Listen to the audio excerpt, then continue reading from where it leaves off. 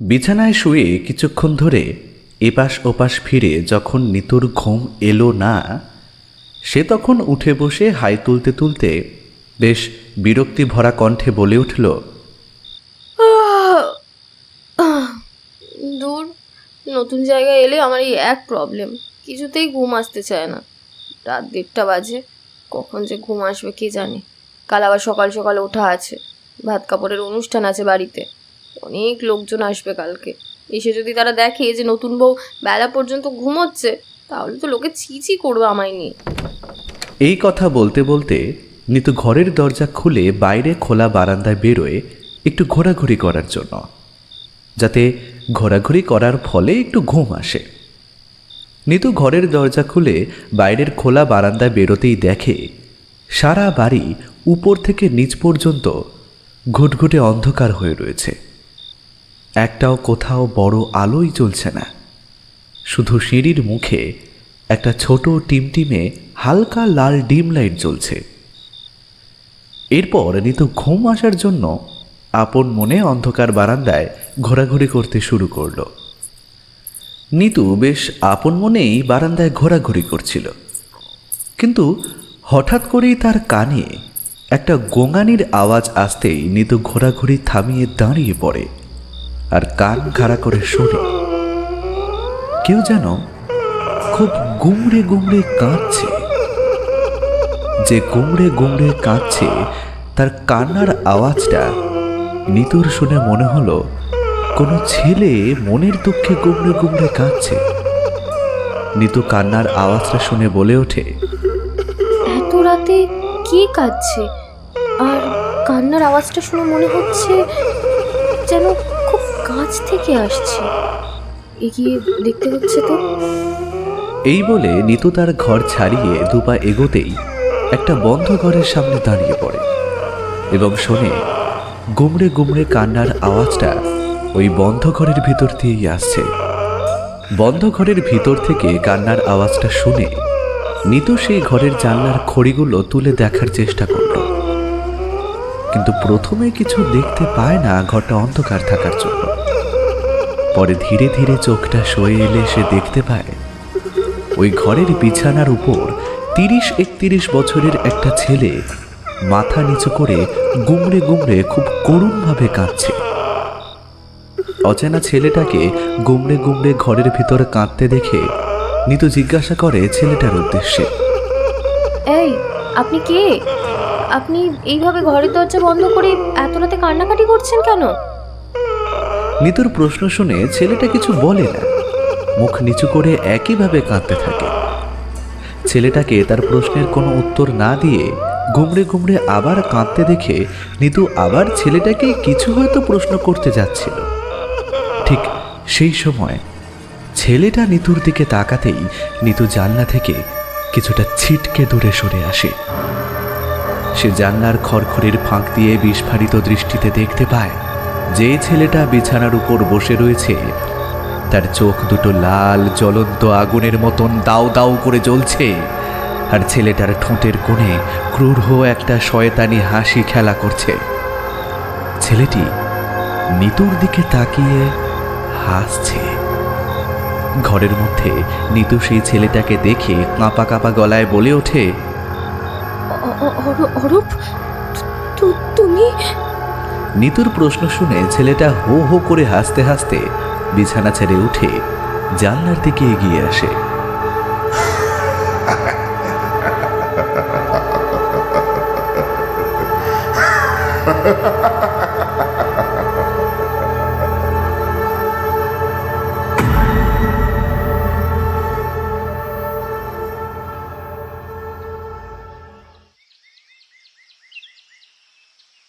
সাদা প্যাডে বিয়ের দশকর্মার ফর্দ লিখতে লিখতে তনুশ্রী দেবী তার বড় ছেলে কৌশিককে বলে ওঠে, এই কৌশিক, বেলা 11টা বাজে তো, তোর ছোট ভাই কি এখনো ওঠেনি নাকি? এখনো ঘরের দরজা বন্ধ করে পড়ে পড়ে ঘুমোচ্ছে নাকি? হ্যাঁ মা, তোমার আদরের ছোট ছেলে অরূপ সে তো এখনো ঘুম থেকেই ওঠেনি, এখনো ঘুমাচ্ছে। বেলা 11টা বাজে, সেই বাবুর ওঠার নাম নেই এখনো পর্যন্ত। কৌশিকের কথা শুনে তনুশ্রী একটু বিরক্তি ভরা কণ্ঠে বলে, দাদার সামনে বিয়ে, আর দেখছো ছোট ভাইয়ের কোনো হুঁশ নেই। কেমন গা ছাড়া ছাড়া ভাব দেখেছিস তুই বড় খোকা? যেদিন থেকে তোর বিয়ে ঠিক হয়েছে তোর ভাই কেমন আচার আচরণ করছে দেখছিস আমাদের সঙ্গে? মায়ের কথা শুনে কৌশিক কিছু বলে না, চুপ করে থাকে। এরপর তনুশ্রী বিয়ের ফর্দ লিখতে লিখতে তাদের বাড়ির কাজের মেয়ে শুভ্রাকে ডাকে। শুভ্রা, এই শুভ্রা, একবার এইদিকে শোন। তনুশ্রীর ডাকে শুভ্রা রান্নাঘর থেকে বেরিয়ে ডাইনিং রুমে দরজার সামনে এসে দাঁড়ায় আর জিজ্ঞাসা করে, কি হয়েছে গিন্নিমা, ডাকছেন কেন? দোতলায় গিয়ে অরূপকে ঘুম থেকে ডেকে তোল আর বল গিন্নিমা নিচে ডাকছে। তনুশ্রীর কথায় শুভ্রা শুধু মাথা নেড়ে মুখে কিছু না বলে দোতলায় চলে যায়। দোতলায় চলে যাওয়ার কিছুক্ষণ বাদেই শুভ্রার চিৎকার শোনা যায়। গিন্নিমা, বড় দাদাবাবু, কর্তামশাই তাড়াতাড়ি ওপরে আসুন, দেখে যান ছোট দাদাবাবু কি কাণ্ডখানা বাটিয়েছে। দোতলা থেকে শুভ্রার চিৎকার শুনে তনুশ্রী ফর্দ লেখা থামিয়ে কৌশিকের দিকে তাকিয়ে বেশ চিন্তিত মুখে বলে ওঠে, এই কি হলো বল তো বড় খোকা? শুভ্রা দোতলায় গিয়ে ওইভাবে চিৎকার চেঁচামেচি করছে কেন? কৌশিক সোফা থেকে উঠতে উঠতে বলে, জানি না মা, শুভ্রা পিসি এইভাবে চিৎকার করছে কেন। চলো তো ওপরে গিয়ে দেখি একবার কি হলো। এই বলে কৌশিক আর তনুশ্রী পড়ি কি মরি করে দোতলায় ছুটে যায় এবং দোতলায় ছুটে গিয়ে অরূপের ঘরে ঢুকতেই দেখে অরূপ বিছানায় উপুর হয়ে পড়ে রয়েছে। তার মুখ থেকে সাদা গ্যাজলা বেরোচ্ছে ফেনার মতন, আর সারা শরীর নীল হয়ে গেছে। চোখ দুটো কোঠর থেকে ঠিকরে বাইরে বেরিয়ে এসেছে। অরূপকে বিছানায় এইভাবে চিত হয়ে উল্টে পড়ে থাকতে দেখে তনুশ্রী সঙ্গে সঙ্গে অরূপের কাছে ছুটে যায়। অরূপের মাথাটা কোলে তুলে হাউ হাউ করে কাঁদতে কাঁদতে বলে, এই এই ছোট খোকা, তোর কি হয়েছে? কি হয়েছে? তুই তুই এভাবে শুয়ে আছিস কেন? অরূপের এই অবস্থা দেখে কৌশিক তনুশ্রীকে বলে ওঠে, মা মা আমার মনে হয় ভাই বিষ খেয়েছে। ওকে এক্ষুনি একবার হাসপাতালে নিয়ে যাওয়া দরকার আমাদের। দেখছো না, দেখো দেখো ওর হাত পা কেমন নীল হয়ে গেছে মা। ওই যে মুখ থেকে তো কেমন ফেনাও বেরোচ্ছে। এই বলে কৌশিক হাসপাতালে ফোন করে এবং মিনিট 5 পরেই হাসপাতাল থেকে অ্যাম্বুলেন্স এলে অরূপকে অ্যাম্বুলেন্সে তোলা হয়। আধ ঘন্টা পর হাসপাতালে পৌঁছানোর পরে ডাক্তার অরূপকে পরীক্ষা করে তনুশ্রী আর কৌশিককে জানায় অরূপ আর এই পৃথিবীতে নেই। সে চিরদিনের মতন পরলোকে পাড়ি দিয়েছে। ডাক্তারের মুখে অরূপের মৃত্যুর খবর শুনে তনুশ্রী দেবী কান্নায় ভেঙে পড়ে এবং কাঁদতে কাঁদতে বলে, ওরে ছোট খোকা, তোর তোর কি এমন হয়েছিল বাবা যে তুই তুই আত্মহত্যার পথ বেছে নিলি? একবার একবার তো তোর সমস্যার কথা এই অভাগী মাটাকে জানাতে পারতিস। ছোট ভাইয়ের অকাল মৃত্যু দেখে ইতিমধ্যেই কৌশিক নিতুকে ফোন লাগায়। ফোনটা দুবার রিং হতেই নিতু ফোনটা তুলে ধরে। কৌশিক বলে ওঠে, হ্যালো হ্যালো নিতু। ফোনের ওপার থেকে কৌশিকের শুকনো ও ভারী গলা শুনে নিতু বলে ওঠে, হ্যাঁ গো, তোমার গলাটা শুকনো লাগছে কেন? কিছু কি হয়েছে বাড়িতে বা তোমার অফিসে? হ্যাঁ নিতু, কিছু হয়েছে বলেই তো তোমাকে ফোন করেছি। একটা একটা খারাপ খবর দেওয়ার আছে তোমাকে। কি খারাপ খবর কৌশিক, বলো আমাকে। কৌশিক তখন গলাটা একটু খাকরে বলে,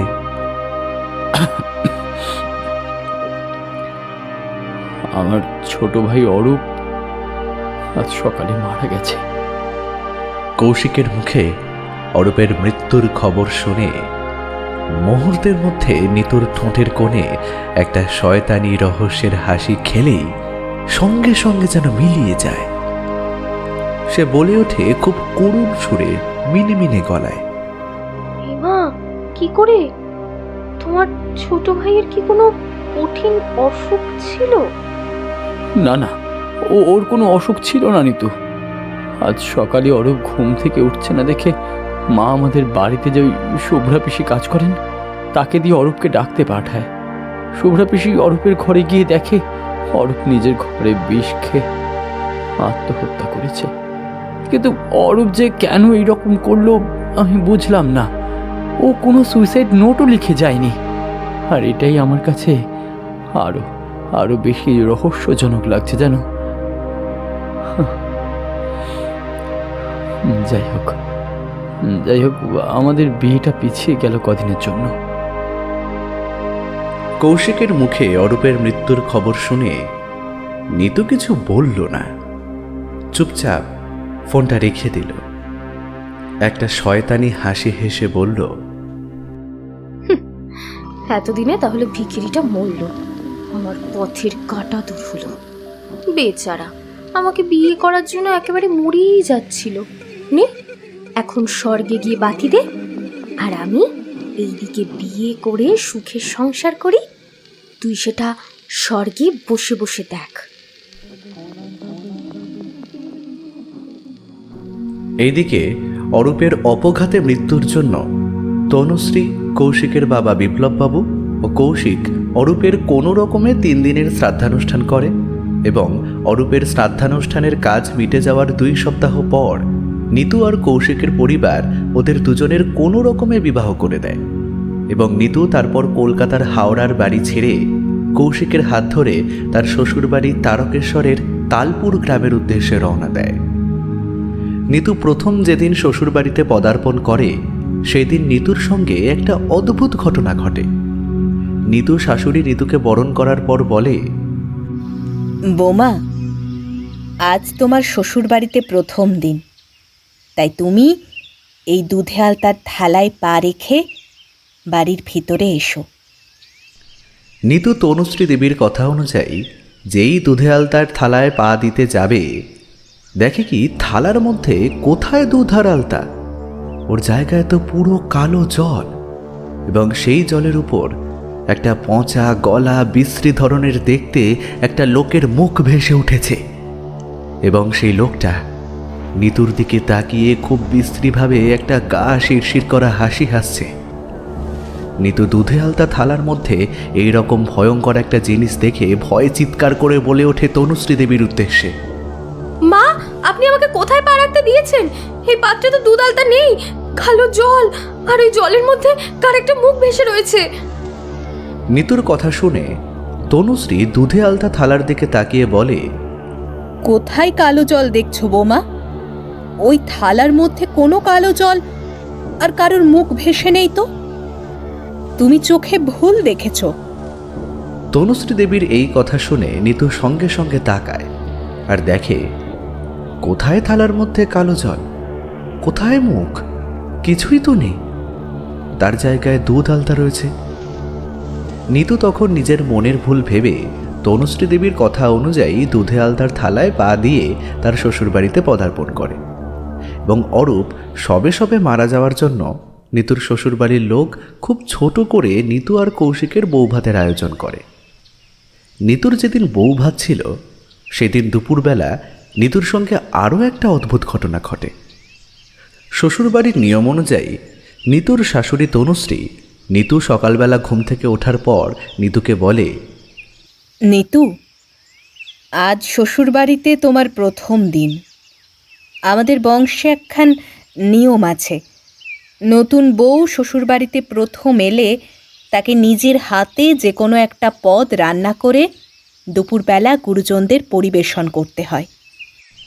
তাই নিতু তার শাশুড়িমার কথা অনুযায়ী বৌভাতের দিন সকাল সকাল স্নান সেরে রান্নাঘরে যায় এবং বাড়ির সবার জন্য খুব সুন্দর করে পোলাও আর পায়েস রান্না করে।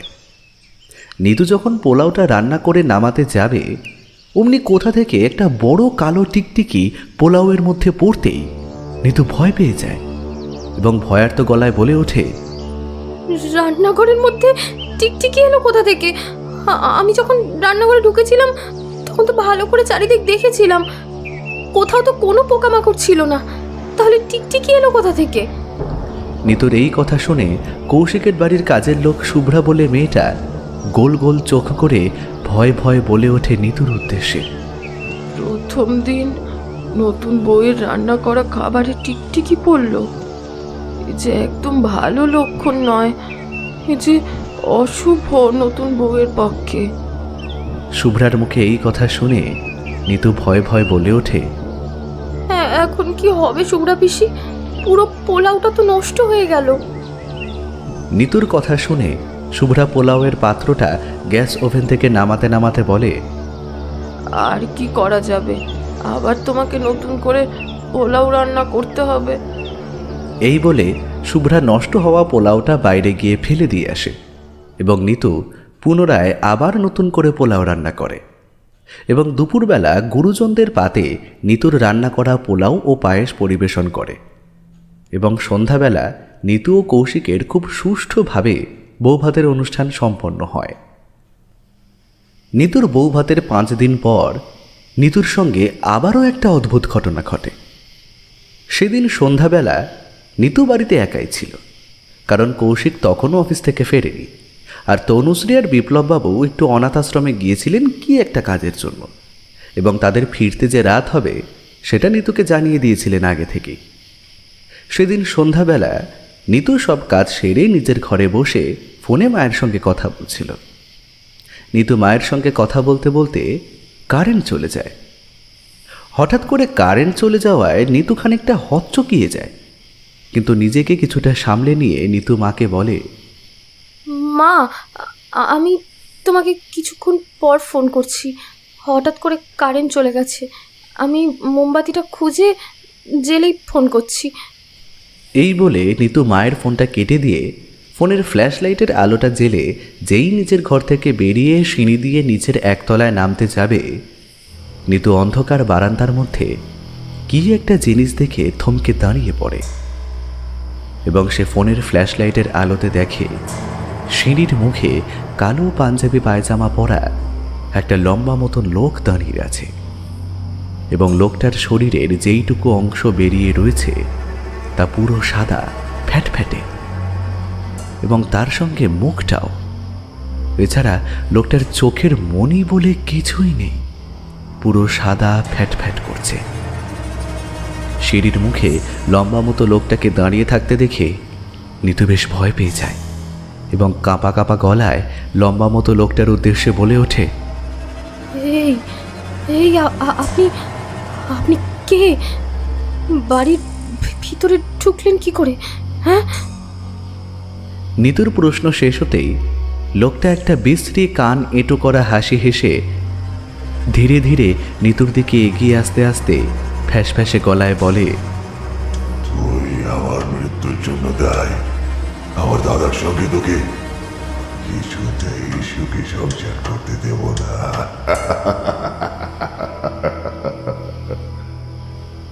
লোকটাকে ওইভাবে এগিয়ে আসতে দেখে নিতু সঙ্গে সঙ্গে দৌড়ে নিজের ঘরে ঢুকে গিয়ে দরজা বন্ধ করে হাঁপাতে থাকে আর কৌশিককে ফোনে সমানে ফোন করতে থাকে, কিন্তু কিছুতেই কৌশিকের ফোনে ফোন লাগে না। আর ওইদিকে লোকটা দরজার সামনে এসে সমানে দরজায় ধাক্কা দিতে দিতে বলছে ফ্যাস ফ্যাসে গলায়, তুই আমার মৃত্যুর জন্য দায়। আমার দাদার সঙ্গে তোকে কিছুতেই সুখী সংসার করতে দেব না।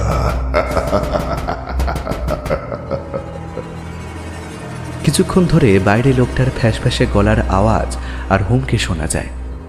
তারপর কিছুক্ষণের মধ্যেই কারেন্ট চলে আসে এবং দরজাতে ধাক্কা ও লোকটার ফ্যাস ফ্যাসে গলার আওয়াজ আর শোনা যায় না। কিন্তু নিতু এতটাই ভয় পেয়েছিল সে আর ভয়ে দরজা খুলল না, গুটিসুটি মেরে বিছানায় এসে শুয়ে রইল। কিন্তু তার সমানে মনে হলো তার ঘরের সামনে কে যেন ঘোরাঘুরি করছে এবং তার পরিষ্কার পায়ের খসখসানির আওয়াজ নিতুর কানে ভেসে আসতে লাগলো এবং বারান্দায় পায়ের খসখসানির আওয়াজ শুনতে শুনতে নিতুর কখন 2 চোখ ঘুমে জড়িয়ে এসেছিল তা সে নিজেও জানে না। নিতু, এই নিতু, আরে আর কতক্ষণ ধরে ঘুমাবে? দরজাটা খোলো, সে কখন থেকে তোমাকে আমি ডেকে যাচ্ছি।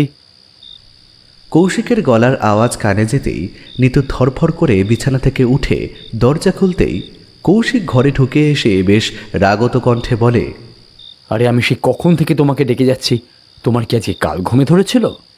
নিতু তখন চোখ কচলাতে কচলাতে হাই তুলতে তুলতে বলে, আসলে কৌশিক, সকাল থেকে বাড়িতে আজ এত কাজ করেছি, তাই সন্ধে হতেই না চোখটা লেগে গেছিল। তাই মা বাবা আশ্রমে বেরিয়ে যেতেই আমি নিজের ঘরে এসে ঘুমিয়ে পড়লাম। তুমি হাত মুখ ধুয়ে নাও, আমি তোমার জন্য এক্ষুনি চা জলখাবার নিয়ে আসছি। এই বলে নিতু ঘর থেকে বেরিয়ে যায় রান্নাঘরের উদ্দেশ্যে কৌশিকের জন্য চা করতে। নিতু দোতলার বারান্দা পেরিয়ে সিঁড়ি দিয়ে যেই একতলায় নামতে যাবে, হঠাৎ তার চোখ পড়ে একতলার সিঁড়ির মুখে এবং দেখে কিছুক্ষণ আগে দেখা সেই কালো পাঞ্জাবি পায়জামা পরা লম্বা লোকটা একতলার সিঁড়ির মুখে দাঁড়িয়ে নিতুর দিকে তাকিয়ে একটা শয়তানি হাসি হাসছে। সিঁড়ির মুখে সেই কালো পাঞ্জাবি পায়জামা পরা লম্বা লোকটাকে দেখে যেই নিতু ভয়ে চিৎকার করতে যাবে, সঙ্গে সঙ্গে লোকটা কোথাও যেন উধাও হয়ে যায় এবং নিতু লোকটাকে সিঁড়ির মুখে আর দেখতে না পেয়ে নিজের চোখের ভ্রম ভেবে সিঁড়ি থেকে নেমে রান্নাঘরে চা করতে চলে যায়। এবং রান্নাঘরে গিয়ে নিতু যখন কৌশিকের জন্য চা করছিল, তখন নিতুর হঠাৎ মনে হলো দুটো অদৃষ্ট ঠান্ডা বলিষ্ঠ হাত তাকে পেছন থেকে জড়িয়ে ধরেছে এবং নিতুর এই রকম মনে হতেই সে পেছন ফিরে তাকায়। আর তাকাতেই বিস্ফারিত দৃষ্টিতে দেখে সেই কালো পাঞ্জাবি পায়জামা পরা লম্বা লোকটা তাকে পেছন দিক থেকে জড়িয়ে ধরেছে এবং কানের কাছে মুখ এনে ফ্যাঁস ফ্যাঁসে গলায় বলছে, দে আমাকে একটু চা করে দে, গরম গরম চা। নিতু রান্নাঘরের মধ্যে এইরকম ভয়ঙ্কর দৃশ্য দেখে সঙ্গে সঙ্গে একটা চিৎকার করে অজ্ঞান হয়ে পড়ে যেতেই সেই লম্বা লোকটা ধীরে ধীরে একটা কালো ধোঁয়ার অবয়বের রূপ নেয়। তারপর নিতুর চারিদিকে কালো অবয়বটা একবার গোল গোল করে পাক খেয়ে কোথায় যেন অদৃশ্য হয়ে যায়। বৌমা, ও বৌমা, চোখ খোলো বলছি, চোখ খোলো। তোমার তোমার শরীর ঠিক আছে তো? তনুশ্রী দেবীর ডাকে ধীরে ধীরে নিতু চোখ খোলে এবং ঘরের চারিদিকটা একবার ভালো করে তাকিয়ে নিয়ে তনুশ্রী দেবীর দিকে তাকিয়ে বলে, হ্যাঁ মা, শরীর ঠিক আছে। আপনারা কখন এলেন? এই তো আধ ঘন্টা আগে। আমরা দুজন ফিরে এসে দেখি কৌশিক রান্নাঘর থেকে তোমাকে বের করে উপরে নিয়ে যাচ্ছে। তোমাকে অজ্ঞান অবস্থায় দেখে আমি খুব ভয় পেয়ে গেছিলাম জানো। তনুশ্রীর কথা শুনে নিতু বলে, আপনি কিছু চিন্তা করবেন না মা, আমার শরীর ঠিকই আছে। জাস্ট মাথাটা একটু ঘুরে গিয়েছিল বলে জ্ঞান হারিয়েছিলাম। নিতুর কথা শুনে কৌশিক বেশ আদেশের সুরে বলে, শোনো, আজ তোমাকে কষ্ট করে নিচে খেতে নামতে হবে না। রাতের খাবারটা আমি ঘরে নিয়ে আসবো, তুমি আজকের দিনটা ওখানেই খেয়ে নাও। কৌশিকের কথা শুনে নিতু বলে, না না, আমি নিচে খেতে নামতে পারবো, আমার তো খুব একটা শরীর খারাপ হয়নি। না না বৌমা, বাবু ঠিকই বলেছে। আজকে তো তোমার শরীরটা ভালো নেই, আজকের দিনটা ঘরেই খেয়ে নাও, কালকে আবার না হয় নিচে নেমো। আমি তো বারণ করছি না তোমাকে। তনুশ্রী দেবীর এই কথা শুনে নিতু আর তার শাশুড়ির মুখের ওপর কোনো কথা বলতে পারল না, চুপ করে রইল। কপালে একটা ঠান্ডা হাতের স্পর্শ পেতেই নিতুর ঘুমটা মাঝরাতে ভেঙে যায় এবং সে চোখ খুলে তাকিয়ে দেখে তার পাশে সেই কালো পাঞ্জাবি পায়জামা পরা লম্বা লোকটা বসে রয়েছে আর তার কপালে হাত বোলাচ্ছে।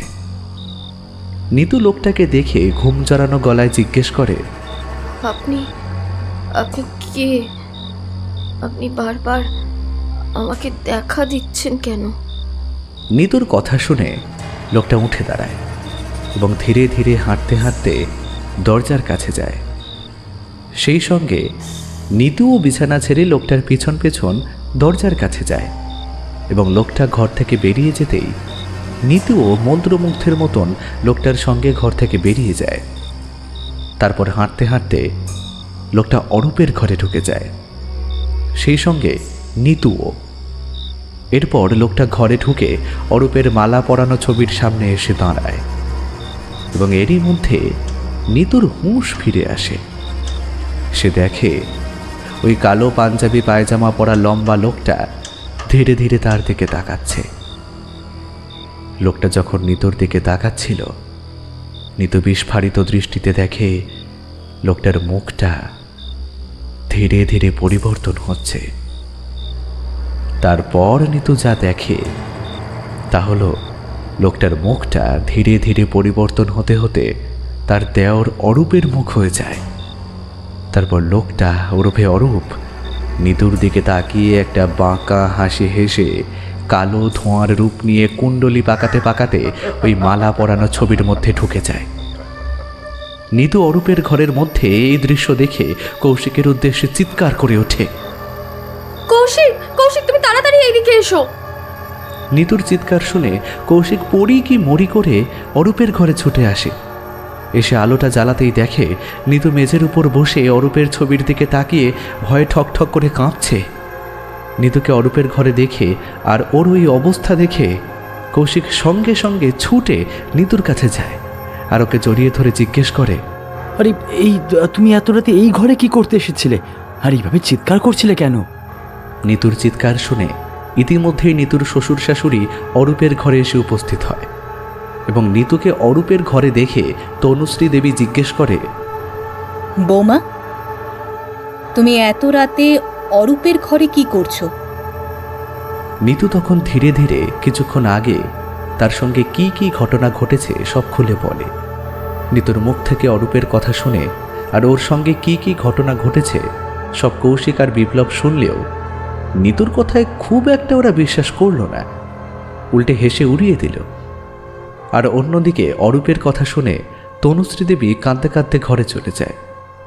এরপর দুদিন নিতুর সঙ্গে আর কোনো রকম অস্বাভাবিক ঘটনা ঘটেনি, কিন্তু নিতুর এই দুদিনে মনে হয়েছে তার সঙ্গে সবসময় অদৃশ্য কেউ একজন যেন রয়েছে। তার স্পষ্ট উপস্থিতি নিতু টের পেত, কারণ ওর গাটা সবসময় ভারী হয়ে থাকত। এরপর তৃতীয় দিনের মাথায় সকালবেলায় আবার আরও একটা ঘটনা ঘটে নিতুর সঙ্গে। সেদিন সকালে শুভ্রা বলে কাজের মেয়েটা আসেনি, তাই তনুশ্রী নিতুকে বলে, বৌমা, আজ তো শুভ্রা আসেনি, কাজেই তুমি আজ ঘরগুলো মুছে দেবে।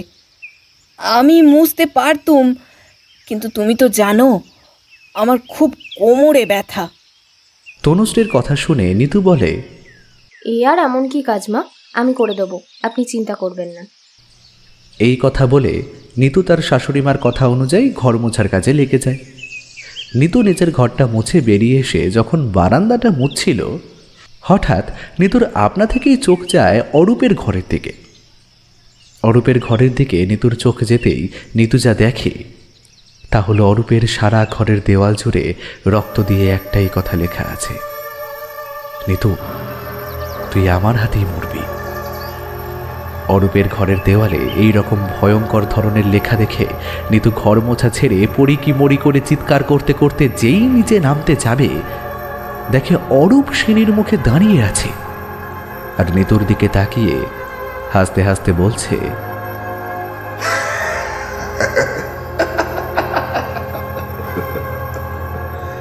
মরবি তুই, খুব তাড়াতাড়ি আমার হাতেই মরবি। সিঁড়ির মুখে অরূপকে দাঁড়িয়ে থাকতে দেখে ওর ওই কথাগুলো শুনে নিতু সিঁড়ি থেকে তাড়াতাড়ি করে নামতে গিয়ে ভয় পা পিছলে পড়ে অজ্ঞান হয়ে যায়। এরপর একদিন বাদে নিতুর জ্ঞান ফিরলে সে নিজেকে হাসপাতালের বিছানায় আবিষ্কার করে, কিন্তু নিতু যখন জ্ঞান ফেরার পর চোখ খুলে প্রথম তাকায় তখন তার পায়ের সামনে অরূপ দাঁড়িয়ে আছে দেখে। সে তার দিকে হাসি হাসি মুখে তাকিয়ে রয়েছে আর নিতুর দিকে তাকিয়ে চোখ গোল গোল করে ফ্যাসফ্যাসে গলায় বলছে হাত নেড়ে নেড়ে, আয় আয় আমার কাছে আয়, এবার এবার দেখেছি তুই আর আমি একসঙ্গেই থাকবো। হাসপাতালের বিছানায় শুয়ে পায়ের কাছে অরূপকে দাঁড়িয়ে থাকতে দেখে আর ওর ওই হুমকিগুলো শুনে নিতু চিৎকার করে উঠে বসে কৌশিককে বলতে থাকে পায়ের কাছে আঙুল দেখিয়ে ভয়ার্ত গলায়, দেখো দেখো, আমার পায়ের কাছে তোমার ছোট ভাই অরূপ দাঁড়িয়ে আছে আর আমাকে বলছে ও নাকি ওর সঙ্গে আমাকে নিয়ে যাবে। তুমি তুমি ওকে ওখান থেকে যেতে বলো, ওকে এখান থেকে চলে যেতে বলো। নিতুকে উদ্ভ্রান্তের মতো চিৎকার করতে দেখে কৌশিক ওকে জড়িয়ে ধরে বলে, নিতু, নিতু তুমি সামনে তাকিয়ে দেখো, কেউ নেই, তুমি চোখে ভুলভাল দেখছো নিতু। এই কথা বলতে বলতে কৌশিক নিতুকে ধরে কিছুক্ষণ ঝাঁকাতেই নিতু ভালো করে তাকিয়ে দেখে তার সামনে অরূপ আর দাঁড়িয়ে নেই। হাসপাতালে নিতুর এই অবস্থা দেখে তনুশ্রী দেবী কৌশিককে বলে, শোন বাবু, আমার মনে হয় বৌমার আমাদের বাড়িতে কিছু অসুবিধা হচ্ছে। তুই বরং ওকে কয়েকদিনের জন্য বাপের বাড়িতে রেখে আয়, সুস্থ হলে আবার নিয়ে আসিস ওকে। এরপর বেশ কিছুদিনের মধ্যে নিতু সুস্থ হয়ে ওঠে। হাসপাতাল থেকে ছাড়া পেলে সোজা কৌশিক ওকে নিয়ে কলকাতায় ওর বাপের বাড়িতে রেখে দিয়ে আসে 1 মাসের জন্য। নিতু যখন 1 মাস বাপের বাড়িতে ছিল তখন নিতুর সঙ্গে অদ্ভুত ঘটনাগুলো ঘটেনি, আর অস্বাভাবিক কিছু আর দেখেও নি, সব ঠিকঠাকই ছিল। এরপর 1 মাস পর নিতু আবার শ্বশুরবাড়ি তালপুর গ্রামে ফিরে আসে, এবং নিতু শ্বশুরবাড়িতে আসার 2 দিন পর একদিন সকালবেলা নিতুর শ্বশুরমশাই বিপ্লব বাবু বাজার থেকে মাটন আর ইলিশ মাছ কিনে নিয়ে এসে তনুশ্রীর হাতে দিয়ে বলে, অনেক দিন কষা মাংস আর দই ইলিশ খাইনি। আজ তুমি আর বৌমা মিলে আমার আর আমার ছেলের জন্য কষা মাংস আর দই ইলিশ করো তো, দুপুরে জমিয়ে খাবো বাপ বেটায়। তনুশ্রী দেবী বিপ্লব বাবুর হাত থেকে বাজারের ব্যাগটা নিয়ে রান্নাঘরে গিয়ে নিতুর হাতে দিয়ে বলে, বৌমা, তুমি কলতলায় গিয়ে মাছ মাংসগুলো ধুয়ে নাও বরং, আমি ততক্ষণে পেঁয়াজ আদা রসুন এগুলো বেটে রাখি। তনুশ্রী দেবীর কথা অনুযায়ী নিতু বাড়ির পিছনে কলতলায় বাজারের ব্যাগ নিয়ে চলে যায়, আর তনুশ্রী রান্নাঘরে কাজে ব্যস্ত হয়ে পড়ে। বেশ কিছুক্ষণ পর তনুশ্রী একটা কচমচ করে চিবনোর আওয়াজ কানে ভেসে আসতেই সে শিলনোড়ায় পেঁয়াজ বাটা থামিয়ে রান্নাঘরের খোলা জানলার দিকে তাকিয়ে বলে, বাইরে থেকে অনেকক্ষণ ধরে একটা কচমচ করে চিবানোর আওয়াজ শুনতে পাচ্ছি। কে কি চিবিয়ে খাচ্ছে? একবার দেখতে হচ্ছে তো। কুকুর বেড়ালগুলো এত কলতলায় উৎপাত করে, কি আর বলি। এই কথা বলে তনুশ্রী হাতের কাজ ফেলেই রান্নাঘর থেকে বেরিয়ে বাড়ির পিছনে কলতলায় যেতেই তনুশ্রী দেবী যা দেখে তা হলো নিতু কলতলায় বসে বাজারের ব্যাগ থেকে মাংস আর মাছের প্যাকেটটা খুলে 2 হাত দিয়ে কাঁচা কাঁচা মাংস আর মাছ ছিঁড়ে ছিঁড়ে খাচ্ছে। নিতুর এই রকম ভয়ঙ্কর কাণ্ড কারখানা দেখে তনুশ্রী চিৎকার করে বলে ওঠে, ও কি বৌমা, তুমি কাঁচা মাছ মাংসগুলো ওইভাবে খাচ্ছ কেন? কি হয়েছে তোমার? তনুশ্রী দেবীর প্রশ্ন শুনে নিতু তনুশ্রীর দিকে তাকাতেই তনুশ্রী বিস্ফারিত দৃষ্টিতে চেয়ে দেখে নিতুর সারা মুখে কাঁচা মাছ মাংসের আঁশ আর রক্ত লেগে রয়েছে, এবং নিতু গোল গোল চোখ করে তনুশ্রীর দিকে তাকিয়ে বলছে, তুমি আমাকে কষা মাংস আর দই ইলিশ রান্না করে খাওয়াবে? তুমি কত সুন্দর বলো তো, দই ইলিশ রান্না করো, বলো তো, বলো বলো বলো। অনেকদিন তোমার হাতের দই ইলিশ খাইনি মা। আজ আজ আমার জন্য দই ইলিশ রান্না করো না মা, আমি খাবো। নিতুর গলা থেকে অরূপের গুরু গম্ভীর গলা শুনতে পেয়ে তনুশ্রী খুব ভয় পেয়ে যায়, এবং সেই সঙ্গে ছুটে যেই বাড়ির সবাইকে ডাকতে যাবে অমনি পেছন থেকে নিতুর গলা শুনতে পায়। মা, আপনি কলতলায় কি করতে এসেছেন? এই তো আমার মাছ মাংসগুলো ধোয়া প্রায় হয়েই গেছে, আপনি রান্নাঘরে যান, আমি এক্ষুনি আসছি। পেছন থেকে নিতুর গলা শুনে তনুশ্রী দেবী দাঁড়িয়ে পড়ে। সঙ্গে সঙ্গে পেছন ফিরতেই দেখে নিতু হাসি মুখে তার দিকে তাকিয়ে রয়েছে। নিতুকে তাকিয়ে থাকতে দেখে তনুশ্রী দেবী কিছু না বলে ভয় ভয়ে বাড়ির ভিতরে চলে আসে এবং বলে, কিছুক্ষণ আগে নিতুর গলা থেকে কার গলা বের হলো? অরূপ না অন্য কেউ? এরপর নিতু কলতলা থেকে মাছ মাংস ধুয়ে আনে এবং নিজের হাতে বাড়ির সবার জন্য মটন কষা আর দই ইলিশ রান্না করে। দুপুরবেলা নিজের হাতে বাড়ির সবাইকে তার রান্না করা খাবারগুলো পরিবেশন করে। নিতুর সুস্থ স্বাভাবিক আচার আচরণ দেখে তনুশ্রী দেবীর মনে একটু আগে যে ভয়ের বাতাবরণ সৃষ্টি হয়েছিল সেটা ধীরে ধীরে কেটে যায়। তারপর সেই দিন আর বাড়িতে অস্বাভাবিক কোনো দুর্ঘটনা ঘটে না।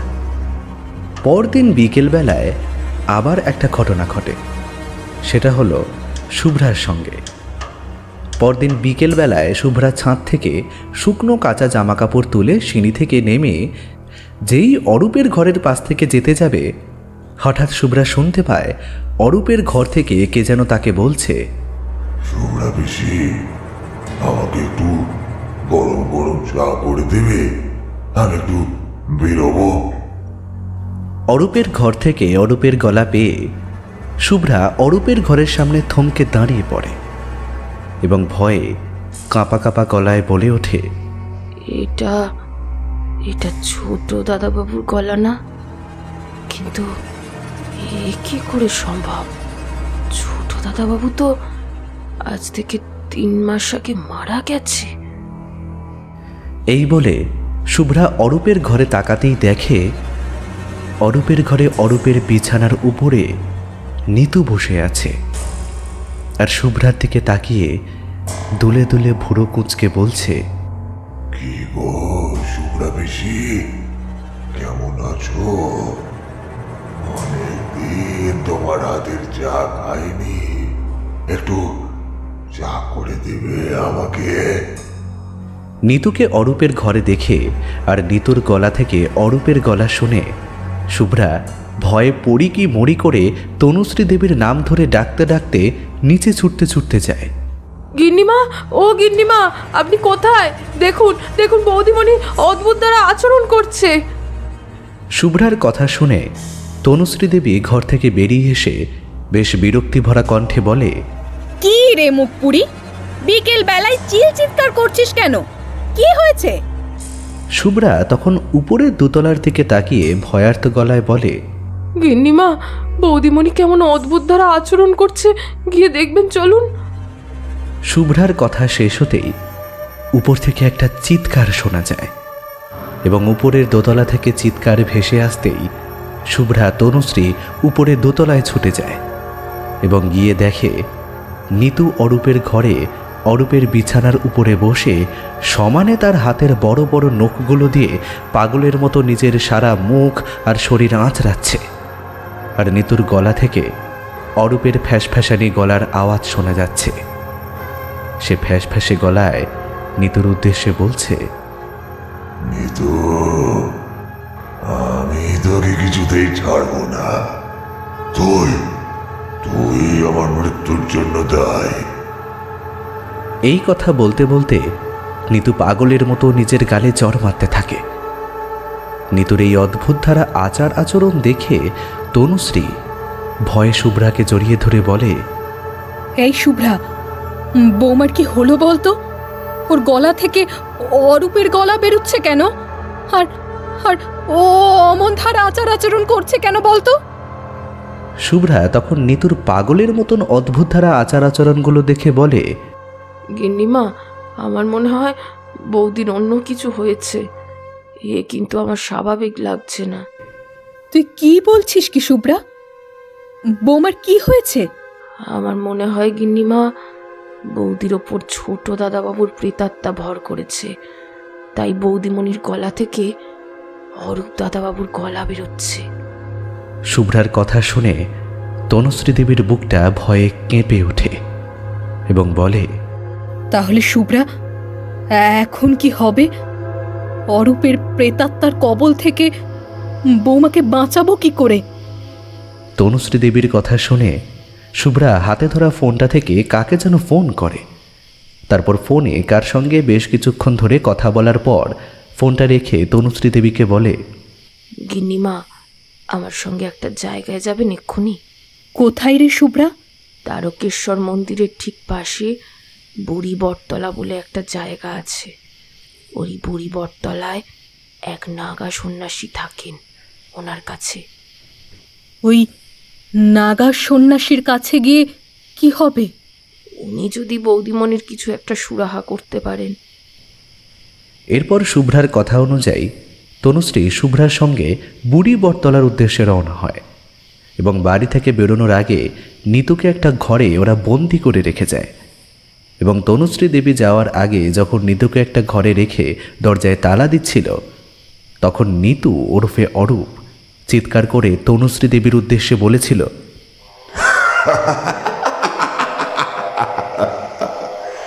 তোরা যেখানে খুশি গিয়ে বাবাজি মাতাজি ধরে এনে আমাকে দাঁড়ানো যতই চেষ্টা করিস না কেন, আমি কিন্তু এই নিতুকে ছাড়বো না। এই বলে দিলাম, ওকে আমার সঙ্গে আমি ঠিকই নিয়ে যাব।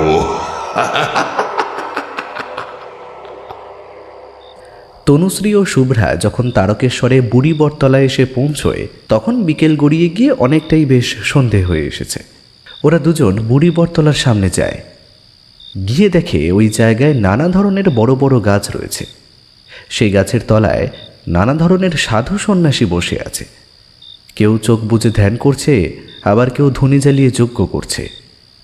বুড়ি বটতলায় নানা ধরনের সাধু সন্ন্যাসীদের বসে থাকতে দেখে তনুশ্রী জিজ্ঞেস করে, হ্যাঁ রে, এখানে তো অনেক সাধু সন্ন্যাসী বসে আছে দেখছি। তো সেই নাগা সন্ন্যাসী কোথায়? আরও একটু এগিয়ে চলুন গিন্নিমা, ঠিক দেখতেও পাবেন আর চিনতেও পারবেন। এরপর শুভ্রার কথা অনুযায়ী বুড়ি বটতলার মাঠের মধ্যে থেকে তনুশ্রী দেবী শুভ্রার সঙ্গে কিছুটা দূর এগিয়ে যেতেই দেখে একটা খড়ের ছাউনি দেওয়া মাটির ঘর। সেই মাটির ঘরের দালানে বসে আছে এক দীর্ঘদেহী লোক, চোখ বন্ধ অবস্থায়। সেই লোকটার পরনে বস্ত্রের চিহ্ন পর্যন্ত নেই, শুধু নিচের লজ্জা নিবারণের জন্য এক ফালি লাল কাপড় বাঁধা। এছাড়া লোকটার সারা দেহে ভস্য, কপালে কালো তিলক আর মাথায় শিব ঠাকুরের মতন বিরাট লাল জটা, গলায় রং বেরঙের রুদ্রাক্ষের মালা।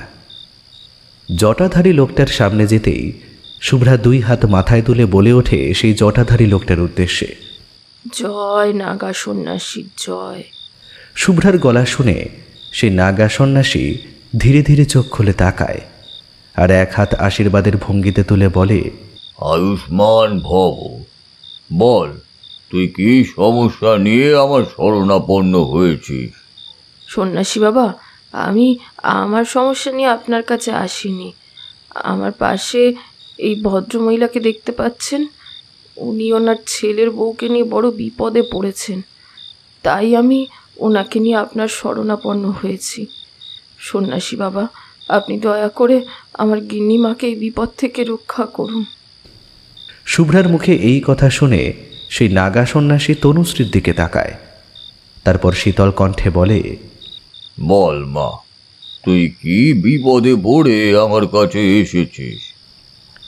তনুশ্রী তখন হাউ হাউ করে কাঁদতে কাঁদতে সেই নাগা সন্ন্যাসীর পায়ে পড়ে যায়। তারপর তার বড় ছেলের বউ নিতু শ্বশুরবাড়িতে আসার পর থেকে তার সঙ্গে কি কি অদ্ভুত অলৌকিক ঘটনা ঘটছে আর সে কেমন ধারা অদ্ভুত আচার আচরণ করছে সব কথা খুলে বলে সেই নাগা সন্ন্যাসীকে। সেই নাগা সন্ন্যাসী তনুশ্রীর মুখ থেকে সব কিছু শুনে কিছুক্ষণ চোখ বন্ধ করে থাকে। তারপর চোখ খুলে গম্ভীর গলায় তনুশ্রী দেবীকে বলে, মা, আমার মনে হয় তোর পুত্রবধূর উপর কোনো শক্তিশালী প্রেতাত্মার নজর পড়েছে। সেই শক্তিশালী প্রেতাত্মার কবল থেকে তোর পুত্রবধূকে বাঁচাতে পারবো কিনা তা জানি না, কারণ তার শক্তি খুব। সেই প্রেতাত্মার সামনে যে দাঁড়াবে সেই পরাজিত হবে। তবুও আমি একবার শেষ চেষ্টা করে দেখবো ওই প্রেতাত্মার কবল থেকে যদি তোর পুত্রবধূকে বাঁচাতে পারি। নাগা সন্ন্যাসীর এই কথা শুনে তনুশ্রী দেবী হাত জোর করে বলে, বাবা, আপনি কবে আমার বাড়ি যাবেন? শোন, আজ বৃহস্পতিবার, আমি শনিবার সন্ধ্যাবেলা তোর বাড়ি যাব, কারণ সেই দিন অমাবস্যা।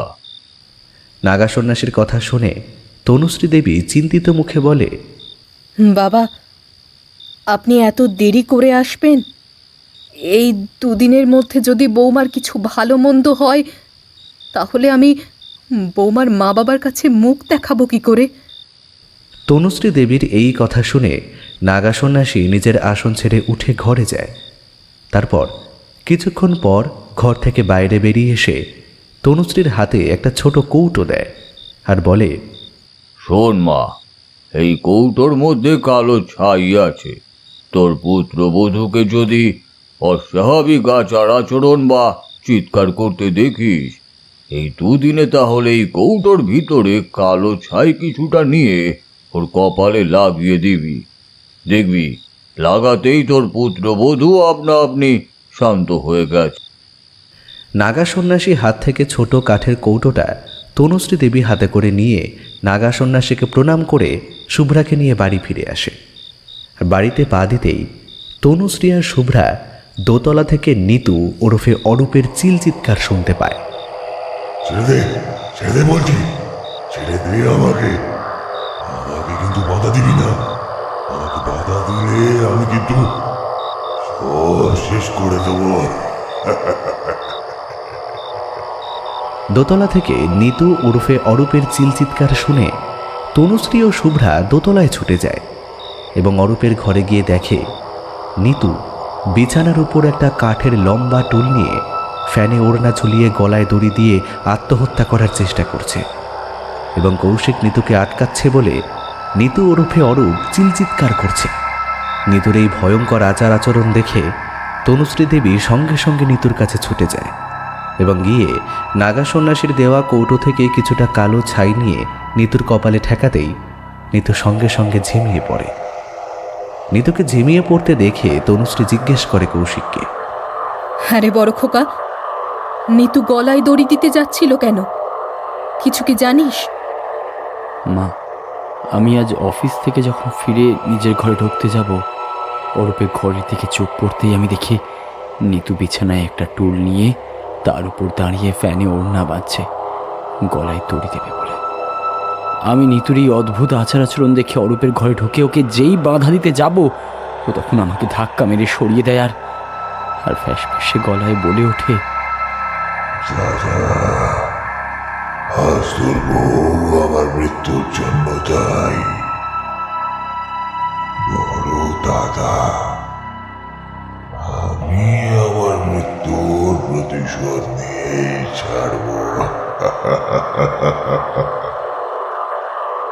মা, জানো তো, নিতু যখন কথাগুলো বলছিল ওর গলা থেকে অদ্ভুতভাবে অরূপের গলা ভেসে আসছিল।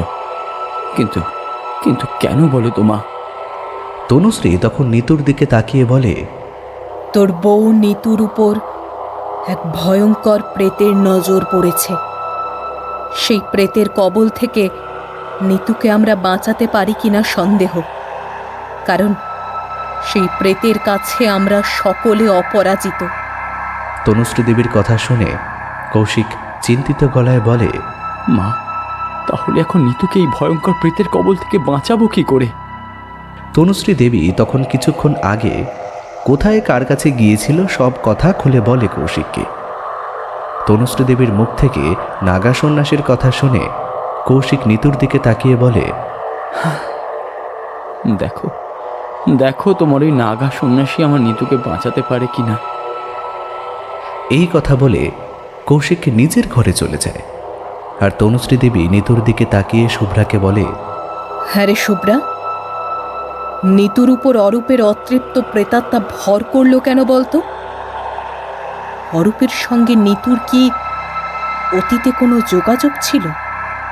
তনুশ্রীর প্রশ্নে শুভ্রা কোনো উত্তর দিল না, নিতুর দিকে তাকিয়েই রইল।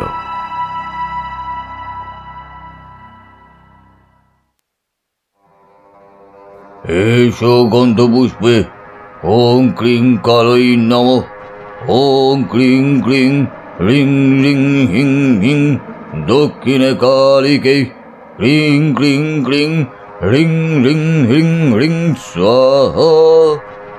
ধর্মার্থ মোক্ষদে দেবী নারায়ণী নমস্তুতে। মন্ত্রোচ্চারণ করতে করতে নাগা সন্ন্যাসী বাবা যজ্ঞের আগুনে আহুতি দিচ্ছিলেন। তখন নিতু ওরফে অরূপ ওই জ্বলন্ত যজ্ঞবেদীর সামনে হাত পা বাঁধা অবস্থায় লাল জ্বলন্ত দৃষ্টি দিয়ে নাগা সন্ন্যাসীর দিকে তাকিয়ে ফ্যাস ফ্যাসে গলায় বলে ওঠে, মন্ত্র উচ্চারণ বন্ধ করে বলছি। আমি আমি মন্ত্র সহ্য করতে পারছি না। আমাকে আমাকে ছেড়ে দে বলছি তোরা। এই কথা বলতে বলতে নিতু ওরফে অরূপ যেই মন্ত্রপুত লাল গণ্ডি ছেড়ে বেরোতে যাবে, অমনি সেই নাগা সন্ন্যাসী যজ্ঞবেদীর সামনে থালায় রাখা কিছুটা কালো সর্ষে হাতে নিয়ে সেই কালো সর্ষের দিকে তাকিয়ে বিড়বিড় করে কি একটা মন্ত্র পড়ে সেটা নিতুর দিকে ছুঁড়ে মারতেই নিতু একটা বিকট চিৎকার করে লাল গণ্ডিটার মধ্যে পড়তেই সেই নাগা সন্ন্যাসী যজ্ঞবেদী ছেড়ে নিতুর সামনে গিয়ে দাঁড়ায় এবং গম্ভীর গলায় নিতুর দিকে তাকিয়ে বলে, এই তুই কে তুই বল। নাগা সন্ন্যাসীর দিকে তাকিয়ে নিতু ওরফে অরূপ বলে ফ্যাঁস ফ্যাঁসে গলায়, আমি আমি কে তোকে বলতে যাবোই বা কেন? যা যা যা যা তুই চলে যা বলছি যা। নিতু ওরফে অরূপের মুখ থেকে এই কথা শুনে সেই নাগা সন্ন্যাসী খুব রেগে যায় এবং রেগে গিয়ে নিতুর চুলের মুঠি ধরে ওর গালে দুটো ঠাস ঠাস করে চড় মারে এবং বলে, তুই কে বল। তোর আসল পরিচয় যদি না বলিস আমি কিন্তু তোকে এক্ষুনি শেষ করে দেবো এখানে। নাগা সন্ন্যাসীর হাতে চড় খেয়ে নিতু ওরফে অরূপ বলে, আমি অরূপ মাইতি, এই বাড়ির ছোট ছেলে। বল তুই নিতুর শরীরে কেন বাসা বেঁধেছিস, কেন ওর ক্ষতি করতে চাইছিস? নাগা সন্ন্যাসীর প্রশ্নের উত্তরে নিতু ওরফে অরূপ কিছুক্ষণ চুপ করে থাকে। তারপর ফ্যাঁস ফ্যাঁসে কাঁদো কাঁদো গলায় উত্তর দেয়, নাগা সন্ন্যাসী বাবা, নিতু আমাকে ঠকিয়েছে। ও আমার ভালোবাসাকে ঠকিয়েছে। আজ ওর জন্যই তো আমি মৃত্যুর পথ বেছে নিতে বাধ্য হলাম। ও একটা ঠকবাজ মেয়ে। অরূপের মুখ থেকে এই কথা শুনে তনুশ্রী দেবী ডুকরে কেঁদে ওঠে আর কৌশিকের পায়ের তলা থেকে যেন মাটি সরে যায় এবং জিজ্ঞেস করে অরূপের উদ্দেশ্যে, ভাই বল, নিতু তোর সঙ্গে কি এমন কাজ করেছে যে তুই আত্মহত্যার পথ বেছে নিতে বাধ্য হলি? প্রথমে আমাদের দুজনের মধ্যে বন্ধুত্ব ছিল, তারপর সেটা ধীরে ধীরে বন্ধুত্ব থেকে কখন যে প্রেমে পরিণতি লাভ করে তা আমরা দুজনেই বুঝতে পারিনি। এরপর আমি বেশ কয়েকবার নিতুর সঙ্গে কলকাতায় দেখা করতে যাই। এইভাবে বেশ 3 বছর আমাদের ভালোই দিন কাটছিল। এরপর একদিন ও আমাকে ফোন করে বলে, হ্যালো অরূপ, তুমি তাড়াতাড়ি একটা চাকরি খোঁজো।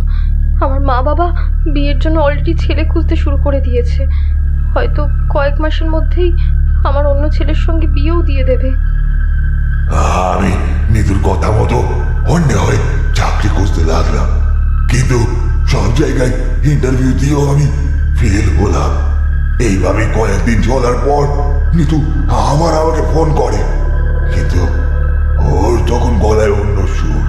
ও আমাকে বলে, অরূপ, আমি তোমার জন্য অনেক সময় নষ্ট করেছি। আমি আর তোমার জন্য আমার সময় নষ্ট করতে পারছি না। প্লিজ আমাকে ক্ষমা করো। মা বাবা আমার অন্য জায়গায় বিয়ে ঠিক করেছে, আমি ওইখানেই বিয়ে করছি। তোমার সঙ্গে রিলেশনটা আমি আর কন্টিনিউ করতে পারছি না। তুমি এই 4 মাসের মধ্যে কোনো চাকরিও জোটাতে পারলে না। তোর এই কথা শুনে আমার তখন মাথায় বাজ ভেঙে পড়ে এবং বলি, তুই কাকে বিয়ে করছো? তো তখন আমাকে বলে, তোমার বর্দা মানে কৌশিকের সঙ্গে আমার বিয়ে ঠিক হয়েছে। তোমার মতো একটা বেকার ছেলেকে বিয়ে করে কোনো লাভও নেই, যদিও তোমাকে বিয়ে করে কি আমি না খেতে পেয়ে মরবো নাকি? এই বলে নিতু আমার মুখের ওপর ফোন কেটে দেয়। এরপর আমি ওকে অনেকবার নিতুকে যোগাযোগ করার চেষ্টা করেছি, কিন্তু ও আমার কোনো ফোনই ধরেনি। উল্টে মেসেজে আমাকে লেগে, তোমার মতো বেকার ছেলেদের এই পৃথিবীতে বেঁচে থেকে কোনো লাভ নেই, তোমাদের জন্য মৃত্যুই শ্রেয়। আমি নিতুর এই মেসেজ থেকে নিজেকে আর ঠিক রাখতে পারি না। দাদার বিয়ের 5 দিন আগে আমি বিষ খেয়ে আত্মহত্যা করি। এই কথা বলতে বলতে অরূপ হাউ হাউ করে কাঁদতে থাকে। অরূপের কান্না দেখে তনুশ্রী দেবী কাঁদতে কাঁদতে বলে, ছোট খোকা, তুই চিন্তা করিস না। নিতু যে তোকে মৃত্যুর পথে ঠেলে দিয়েছে, নিতু একদিন না একদিন ঠিক শাস্তি পাবে, পাবেই, দেখে নিস তুই। তনুশ্রীর কথা শুনে অরূপ রাগে ফোঁস করে ওঠে, ফ্যাসফ্যাসে গলায় বলে,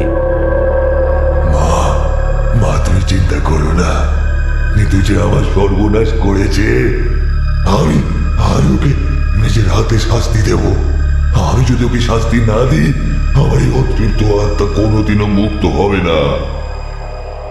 অরূপের এই কথা শেষ হতেই তনুশ্রী, কৌশিক, বিপ্লববাবু, শুভ্রা ও সেই নাগা সন্ন্যাসী, এদের 5 জনের সামনে এক অদ্ভুত রকমের ঘটনা ঘটে গেল। সঙ্গে সঙ্গে নিতুর পুরো ঘাটটা দুবার বাঁ দিকে বেঁকে গিয়ে একটা মচ করে আওয়াজ হয়। মচ করে আওয়াজ হতেই নিতু একটা বিকট চিৎকার করে ওঠে। তারপর সঙ্গে সঙ্গে ওই লাল মন্ত্রপুত গণ্ডির ভিতর পড়ে যায় এবং দেখা যায় নিতুর শরীরের ভেতর থেকে একটা কালো কুণ্ডলী ধোঁয়া বেরিয়ে এসে সেটা পাক খেতে খেতে উপরে মিলিয়ে যায়। লাল মন্ত্রপুত গণ্ডির ভিতর নিতুর নিথর দেহটা দেখে সেই নাগা সন্ন্যাসী তনুশ্রী আর কৌশিকের দিকে তাকিয়ে একটা দীর্ঘশ্বাস ফেলে বলে, হে ভগবান, আমি নিতুকে বাঁচাতে পারলাম না। নিতু যে পাপ করেছিল তোর ছোট ছেলে অরূপের সঙ্গে অতীতে, আর সে তার হাতে নাতে ফলও পেয়েছে।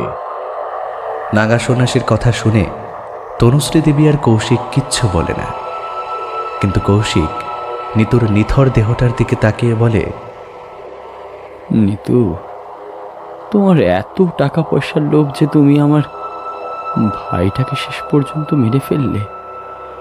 আমার ভাই তো তোমাকে সত্যিকারের ভালোবেসেছিল।